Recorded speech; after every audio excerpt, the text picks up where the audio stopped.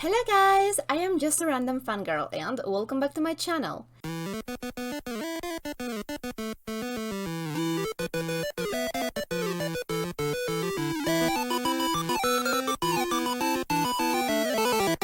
This time we'll be reacting to Scumbag System, Season 1, Episode number 2, and I want to apologize right now because of all the noise that's in the background. We are having some repairs done in my house and things are crazy and yeah, so it's going to probably be some noise.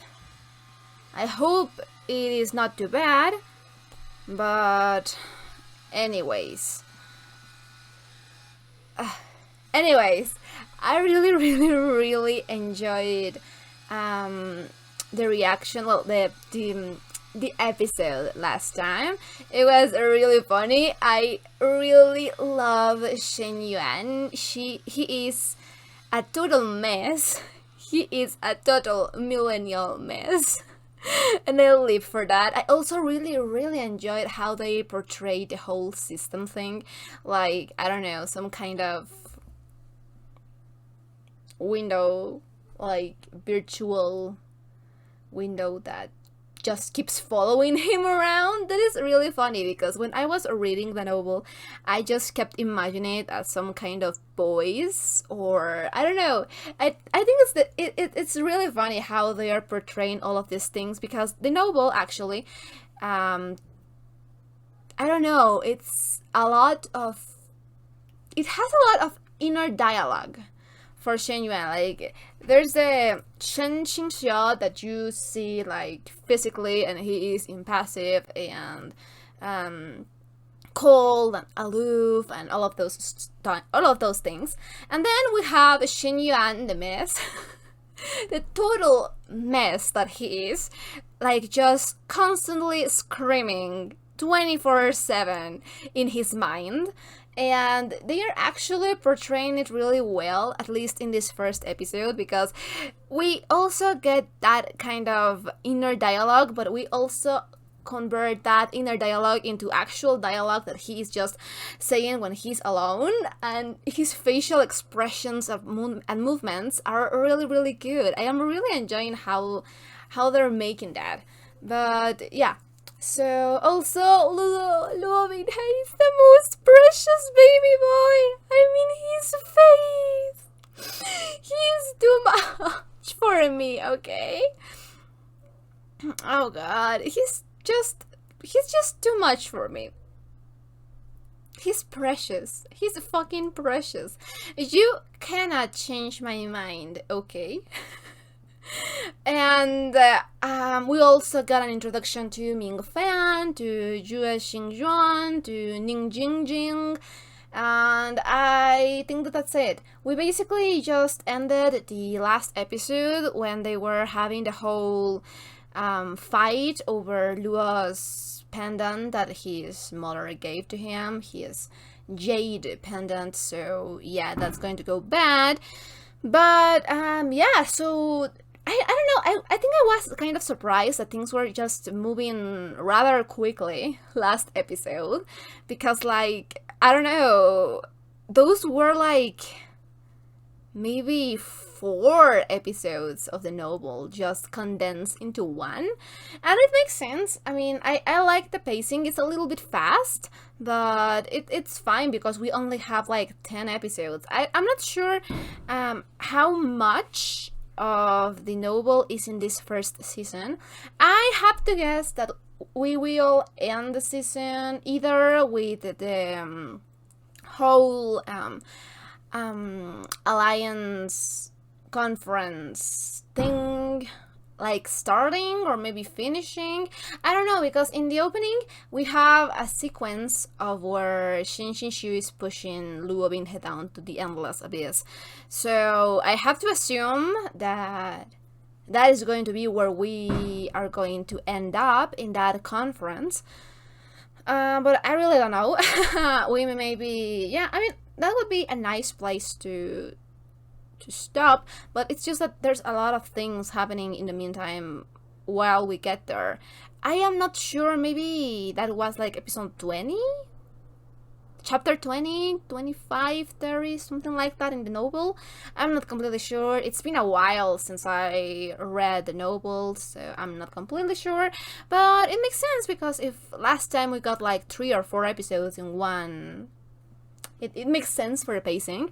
And yeah, so it was a little bit fast, and I think that I'm actually enjoying it really much because I know what the story is about and all of those things. I really know everything already, so I kinda don't get confused because in these Danmei stories, like, just the starting point is always very hard because we have a lot of these new characters, and I don't know, these sects or this place in general, and then the conflict and the plot, and yeah, so it's more difficult to follow up. Like, I don't know, when I watch World of Honor or Motosushi the Donghua or Thousand Atoms, it was really a little bit hard to follow in the first episodes. But yeah, so I think that's a nice change of pacing for me because I understand what's going on since the beginning, so I just kind of, I don't know, relax and get a good time with the ride. So I really like the designs also. I think my favorite design would have to be, so far at least, Luo Binghe's, because he really looks like a little ship, okay? He's a white lotus and I love it. And Shin Shio is really, really pretty. Whatever you expect of him. Like, the man has his own harem. He has to be pretty. I am not totally sure about the robes. I could like more, I don't know. I think it was the Vietnamese version or the Thai version that has those really, really nice green robes, but they look like, I don't know. I think that the design here, it's nice, it's practical. I like it, but I don't know. It feels more like the design of a robe that you expect from a martial artist, and it's supposed to be that the Xinjiang, Xinjiang is like, Xinjiang is the scholarly pick, right? So I don't know. I like the robes that are more like, I don't know, scholarly and elegant, and like, that those things have to cost all of your fortune. Like, I like those a little bit more than the design that we have right now, but I get it. It's easier this way. It's more practical. So I am not complaining about it. It's just not what I am used to see Shin Xia in.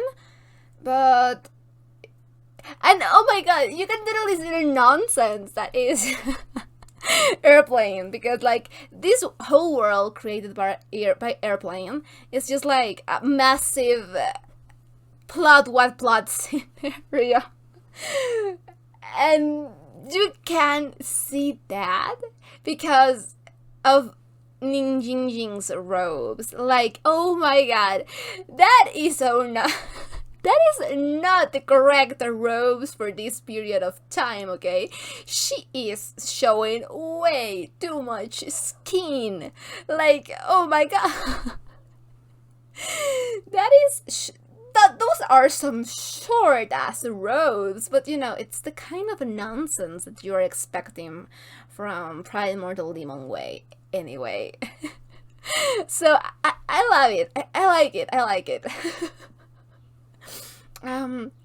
But yeah, I really enjoyed last episode. It was really fun, so I'm guessing that this one is going to be a lot of fun too. It's a rather short episode, only 19 minutes, so that's sad. I want more, but okay. So anyway, I rambled way too much. So If you're watching this on YouTube, this is going to be a highlighted reaction, but if you want to catch the full-length, uncut, unedited reactions, I am going to leave you my Patreon account in the description box down below, and feel free to check it out. We are a bunch of episodes ahead in there as well. I think that that's it. So, without further ado, let's just jump into this reaction. And shit. Poor Ming Fan! My poor baby is not so bad! He just lost brain cells. Yeah! Yeah, like, you know, camaraderie. I mean, like, that has to be... The system is like that. He's so pretty, I can't. Oh, honey. I know that you didn't mean this to happen. I can't! My girl is so pure. He's just a little bit dumb.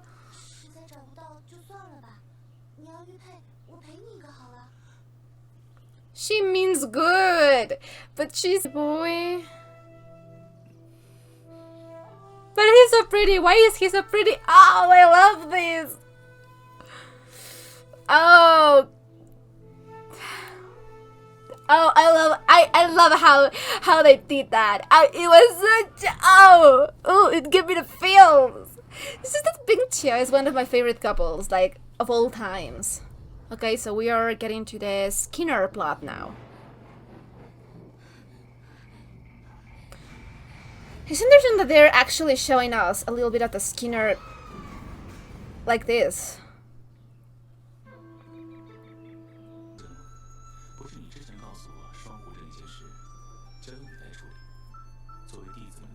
No!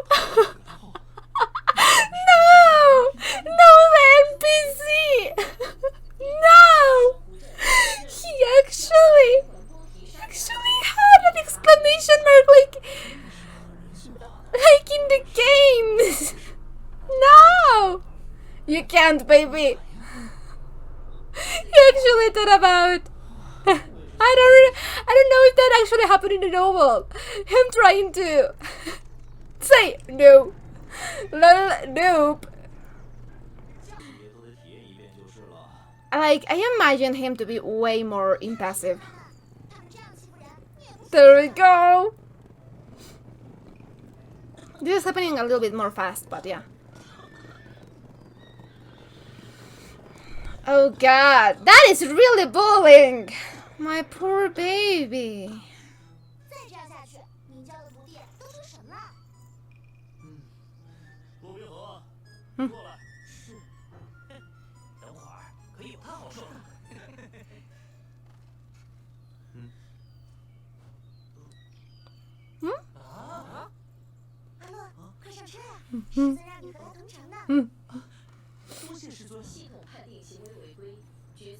No, it's no OOC.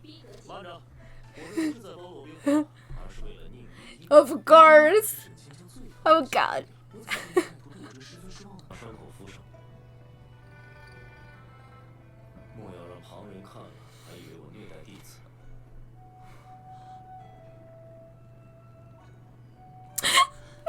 He's so pretty, please. Like, oh no.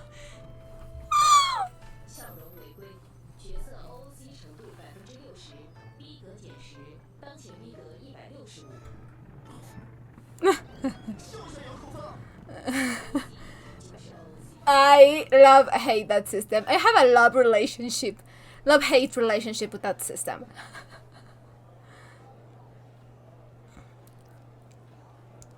Oh my god, I swear, that scene in the carriage right now, that is one of my favorite scenes in the whole novel. It's so sweet and pretty and just so sincere interaction between the two of them. Like, you see, Ming Fan is a good disciple. He's a good guy. He just loses brain cells. And he's loving her. Oh, Junjun.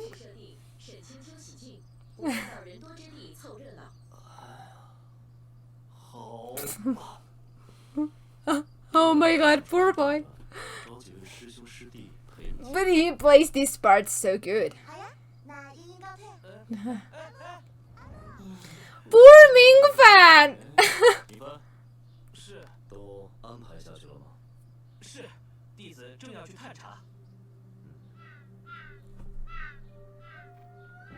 I really like Ming Fang, okay?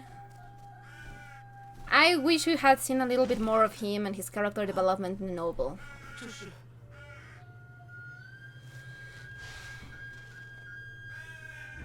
I love that we get this scene.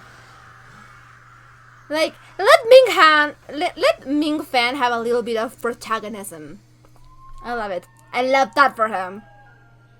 And I love this. Like, oh my god. Like, the architecture is just amazing. I am studying architecture, so I love to see that. No, babies! Just leave! Just leave! There is a really nice explanation of how she got kidnapped. Like, very much in character as well.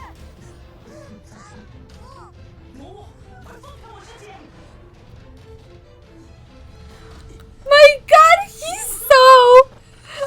so protagonist right now. Like, love that.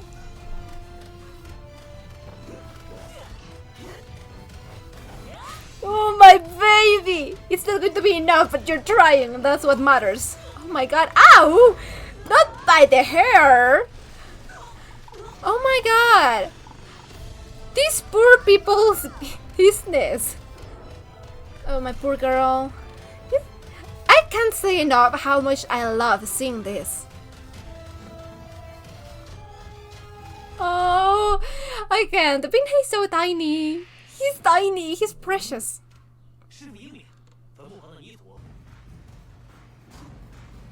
I just...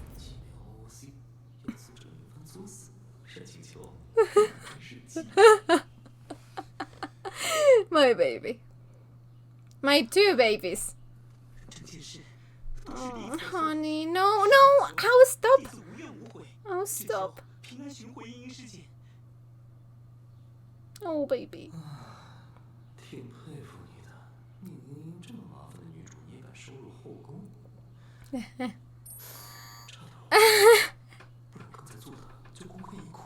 I love that. He just reached out instinctively to try to pat his head.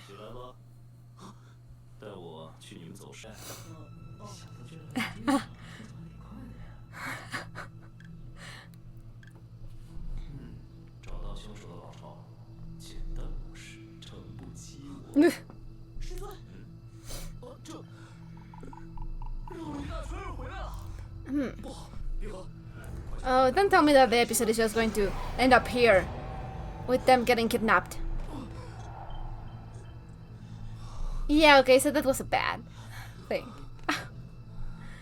I hit the right to reach him! Oh god, I love it. I love everything about this. Of course, that's where we are going to end up. But I can't complain. That was a really nice place for us to just kind of stop the episode. So I think that basically next episode is going to be about the reveal about who the Skinner demon is. And the whole resolution to that problem, probably. Maybe by the end of next episode, we'll get finally the OOC function just disabled. So, I guess that's right. My boy will be able to act as OC as he wants. And yeah. So, I guess that the thing that I love most about this episode was the fact that we got to see a little bit more than in the novel. We got to see a little bit more of other characters taking the screen, even if Shen Xiao isn't there. And I think that that's really like interesting. It reminds me a little bit of how the Hunger Games adaptations to the movies are, because the novel of Scumbag Villain Self-Saving System basically is all in Shen Xiao's perspective. So yeah, we basically just follow him, and that's where the unreliable narrator get to us. Because, yeah, pretty much it's just Shen Xinxia, his point of view, and what he perceives of the world, as wrong as it may be sometimes. So, yeah, it's an unreliable narrator circumstance. And what I like about this is that we actually get to see a little bit more about the characters. I mean, like, sure, Shen Yuan is our protagonist, is our main character. Okay, it's our main character, not the protagonist. The protagonist is Luo Binghe, but our main character is Shen Xinxia, and we are following him. But at the same time, there are these bits where we are not following him, and other characters can take the screen time. And I really love that. For example,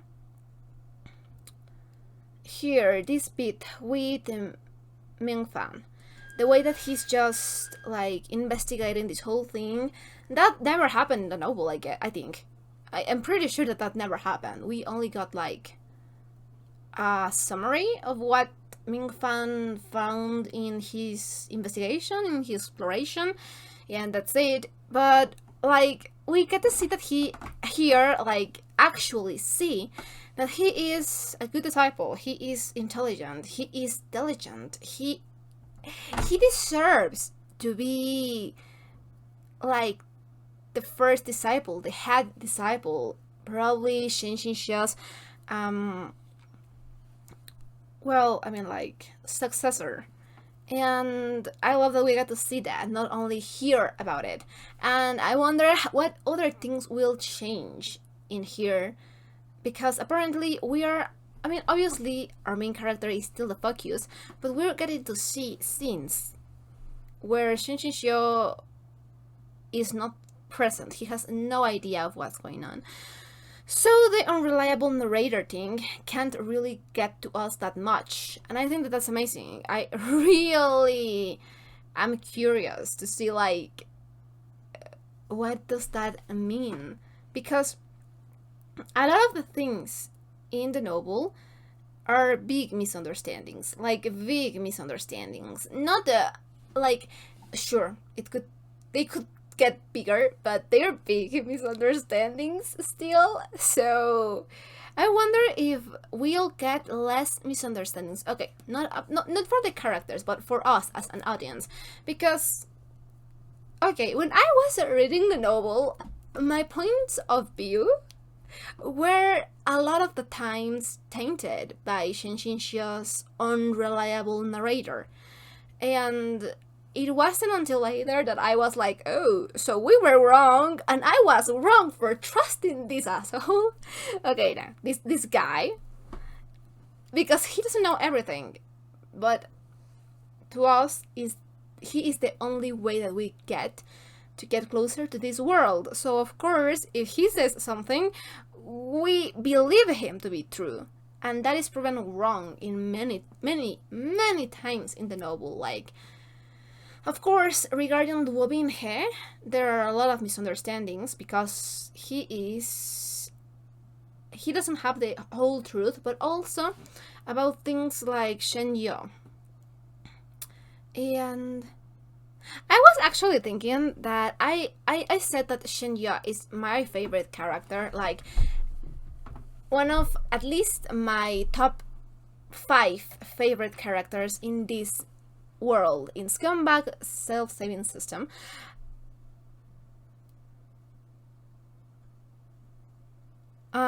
He's one of my 5 top favorite characters. So I know that, well, I didn't know. So like last week, maybe a little bit more, I'm not very sure, but it got to my attention that there is a fanfic that I haven't read, and it's like a big one. I've heard nothing but good stuff about it, and apparently is Pride Mortal Demon Wayish.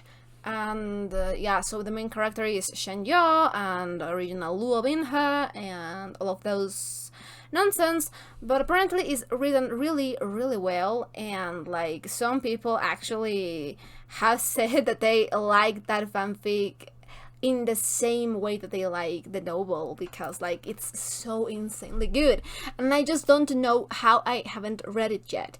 So it's called something along the lines of training your Shinshinshio, I think. How to train your Shinshinshio, something like that. It's just that they recommended me that fanfic, but in Spanish, some of my Spanish speaker friends. So I think it's called Cómo entrenar a tu Shinshinshio. But I don't know what it is called in English, because I know that the Spanish thing that they send me the links to, they are a translation of the original one. So I'm guessing, like, okay, so I really love this, and there is not a lot of content that I can do reactions, and I have been thinking about making reactions to fanfiction in general, and novels and manhwas and all of those things. But I think that if that is really, really as good as they said that it is, maybe I'll just do a reaction to that, because like that way I will have more time and excuses to talk about how much I love Shenjia's character.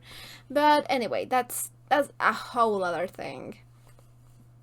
Anyway, so yeah, I really enjoyed this episode. Really funny. I really like to see all this playing right into my eyes, and like them moving and breathing, and it's just amazing.